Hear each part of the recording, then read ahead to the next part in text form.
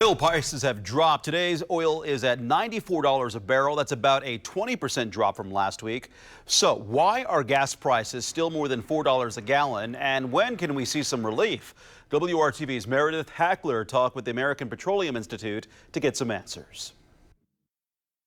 According to the American Petroleum Institute's chief economist, the drop in oil prices per barrel is due to the markets reacting to sanctions against Russia. Those sanctions are not impeding the flow of Russian natural gas and oil.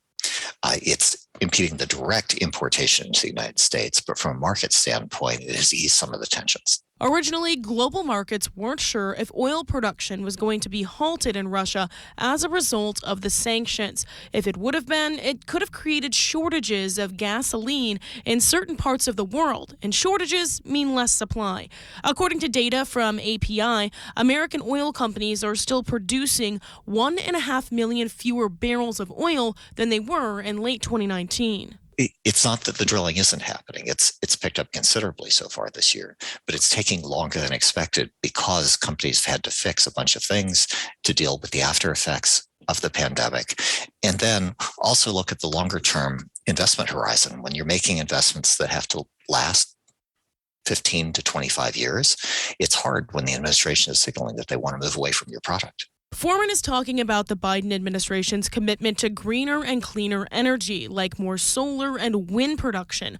Oil markets also react to investment in those types of energy. But another economist says many renewable energy sources aren't cost effective yet. Until those production costs come down and we have more infrastructure, we're tied to fossil fuels for the near future until those technologies develop and become cheap enough that they can be mass produced. Policy aside, API says there is another factor that can play into what you're paying at the pump. They set their own prices.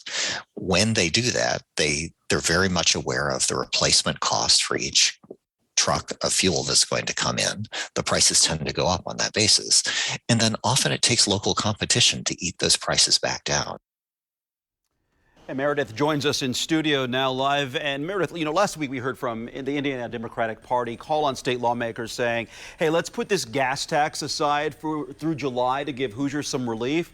How likely is that to happen? And if it does happen, how much money could be saved? Yeah, well, it's not very likely at all. One, because the legislative session is over, and two, Republicans haven't shown much support for it at all. Now, as far as how much it could save Hoosiers, data from the American Petroleum Institute shows that 15% of the total price of a gallon of gas is both federal and state taxes. Now, here in Indiana, the tax is 7% of whatever the average price for a gallon of gas is in the state. So far, for the month of March, Hoosiers are paying at least 18.4 cents per gallon in gas tax.